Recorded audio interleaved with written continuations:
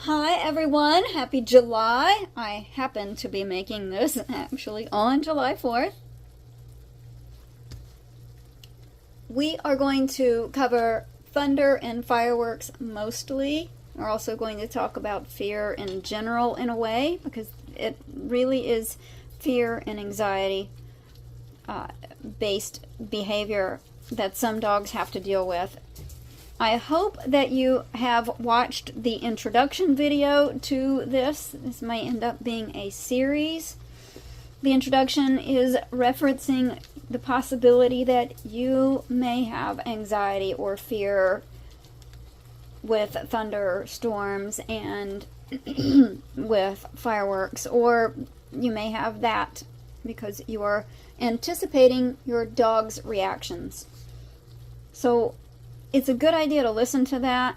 Sometimes it's a good idea to listen to these kinds of videos a couple of times and take notes and write some things down.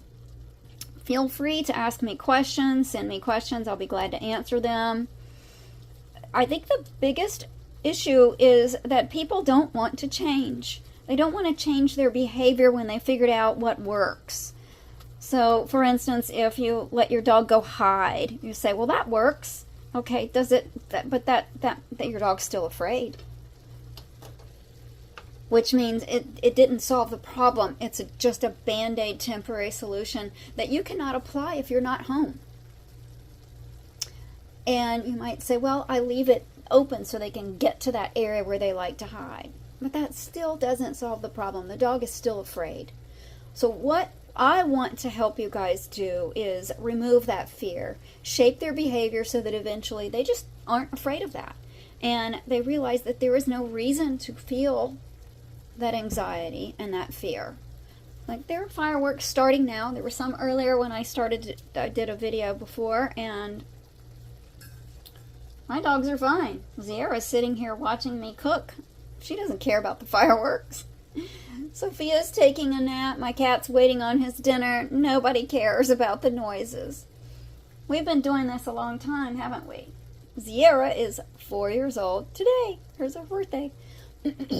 Okay, when we think about these things, the first thing is to catch yourself, as I mentioned in the introduction. Now I'm going to go through a quick list of things, and I will get into a few details here and there.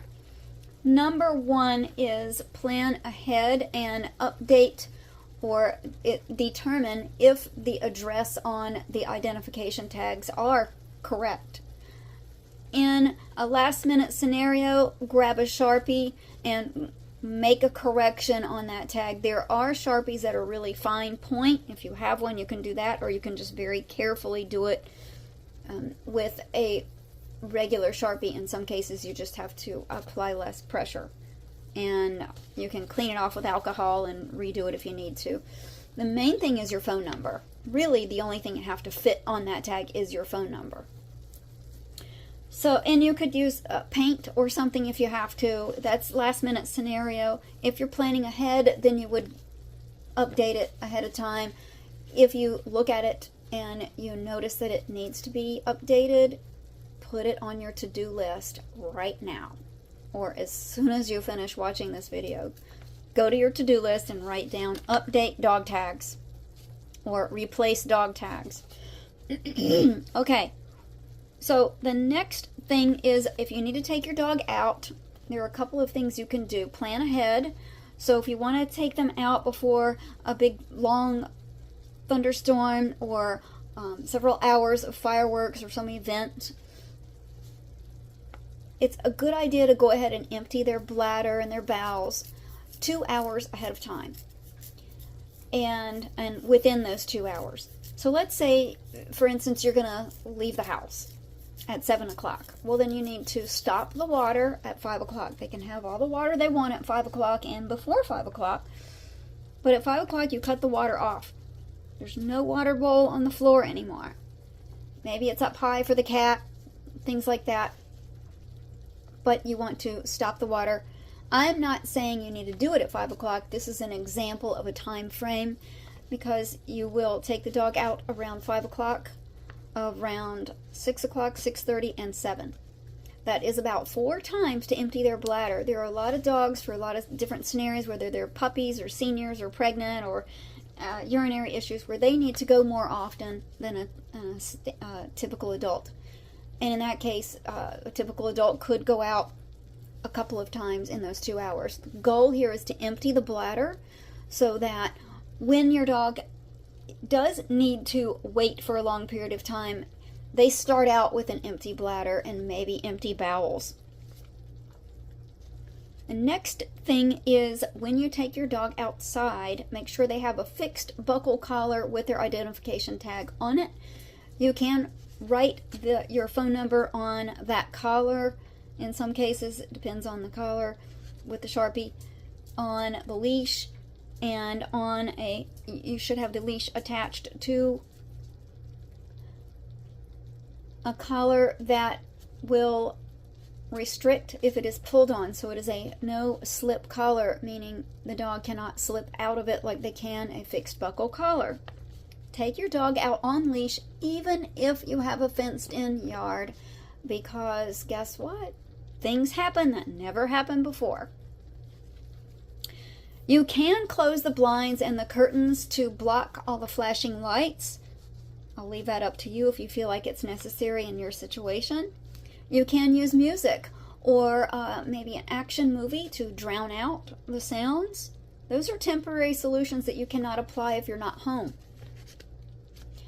So I think they're great as temporary solutions, but they're not a long-term solution. And it's not what we want for the end result. I don't have any music on right now, and all my pets are fine. And I don't have to play anything. So you can use music to drown it out.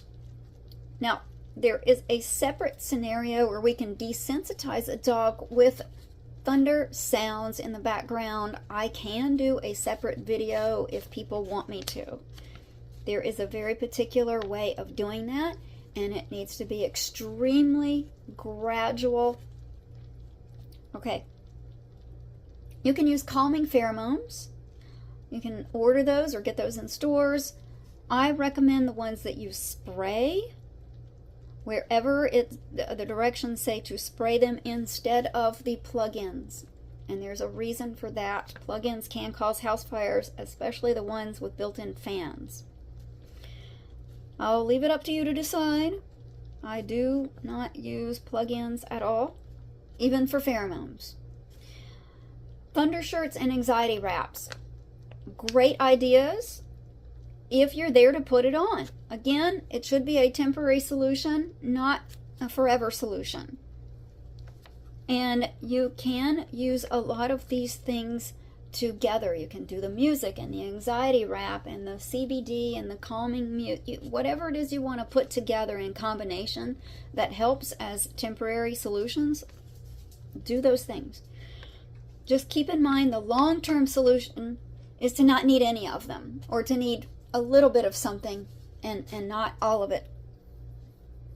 Make sure that if you use a thunder shirt or an anxiety wrap, it is not too tight and it is not too loose. Exercise your dogs ahead of time so that they're nice and tired. They may be more relaxed if they are tired. I have trained senior dogs to not have anxiety about various things, including thunder and going out to go to the bathroom when it's thundering. It can be done even for a senior dog. Here are the 2 top things to remember. Act normal and only comfort physical pain. That's right, only comfort physical pain. Why? Because if you are comforting anxiety or fear in any way, whether it's verbally or physically, you are reinforcing it. So for instance, let's say there's a dog that's really afraid of thunder. Well, I'm not afraid of thunder. And I'm not afraid of fireworks. So I act normal because I'm not afraid of those things. And some people say, well, that's why we comfort them, because they're afraid. Okay, but that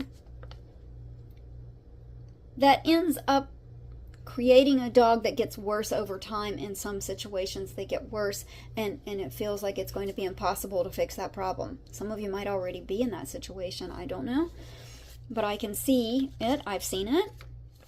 I have seen windows almost broken and curtains torn to shreds and dogs missing teeth because they were trying to tear themselves out of their crates. I've seen all kinds of scenarios, I'm telling you guys.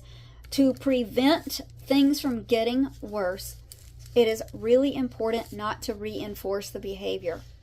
It is really important for you to resist the urge to do the human behavior and the human language of comforting someone who looks like they need comforting. In this situation, when you comfort a dog, you are reinforcing their fear. You are saying, yes, we are afraid. We want to stick together. Come close. Let's huddle together and hunker down because there's a storm coming and we need to stay safe. And the only way to do that is if you're really close to me and I can touch you and feel you. You might even like it for yourself. And yeah, there might be a tornado coming, but look, it's still really important for your pets to not feel anxiety.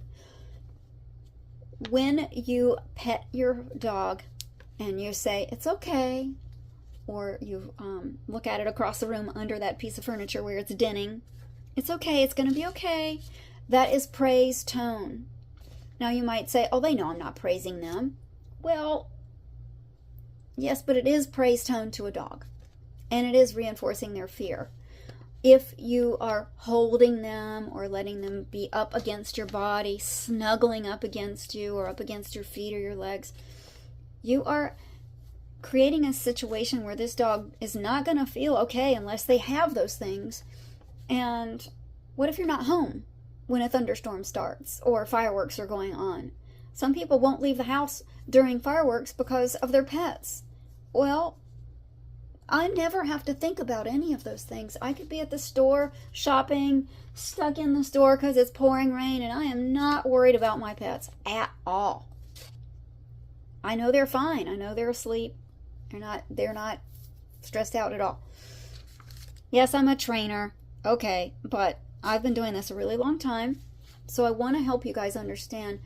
Reinforcing their fear makes it worse, or it makes it more permanent. Whatever level it is, it may stay that way, or it may get worse. Please keep that in mind when you catch yourself resisting change. It is so easy to say, oh, Christina, my dog is so much better when she gets to go under the bed. Okay, but she's still afraid. And I don't want your dog to be afraid of things. I want your dog to be comfortable and relaxed and passed out snoring when there's a storm. I want your dog to just be chilling out, chewing on their bone across the room on their bed. That is where they should be if there's something going on and we are training them to not react. That doesn't mean your dog can't be on the bed with you. It's this training process is the dog needs to be able to be by itself, not touching another person, maybe even not another dog. You can confine it in a crate if you feel like it's necessary to keep it from denning. Denning is that going under something, under a piece of furniture. Just make sure the crate is not right up against and touching the wall. Make it a few inches away from the wall. Close all the doors to all the rooms where they like to go hide. Do what you would normally do. Again, act normal. Let me check my list, make sure. So, you can ask your vet about medications in severe cases. I want to reiterate, in certain cases and in any case, this is a process. It does not happen overnight. So whenever you have the chance to practice, do it. And during storms and during, like tonight, there is going to be fireworks. There are going to be fireworks. I want you to consider all the things that you can do now, which means don't comfort your dogs. Try to get them to lay somewhere across the room from you. and try some CBD. Give them something to do. Some people use a popular non-drowsy medication. Just a little note on that. In the case of humans, there are a few humans who have genetics that are different from most people, and they get absolutely wired on it. I know a person like that. And she cannot take Benadryl. Oh, I said it. I'm not recommending it. I want you to talk to your vets, but I'm saying that person can't take that medication because it does not make her drowsy. It makes her the opposite. It is possible that that could happen with a dog. I don't know. I haven't researched that. I'm just mentioning it. Most dogs I think it does work for. And CBD is awesome. I can recommend a company that is third-party tested for pesticides, and I believe it might also be tested for mold. It's not an affiliate program. It's just a great company, a small company that I love. And those products are helping people and pets fight illnesses and things. It's great. I think I've covered everything here, guys. If we talk about the desensitization with thunder in the background scenario, I will tell you ahead of time, it can work, and it's just a very gradual process. Dogs know that they don't feel a barometric pressure change when it's being practiced, when there are no actual storms. So that's okay though, because it still helps. I believe I have covered everything on my list. I feel like I'm forgetting something. That's why I'm hesitating to finish up. Okay, if you have any questions, let me know. If I remember something, I will stick it in the comments. And I love all of you, and I love your babies, your pets. So I hope this is helpful to you, and I will talk to you in the next video.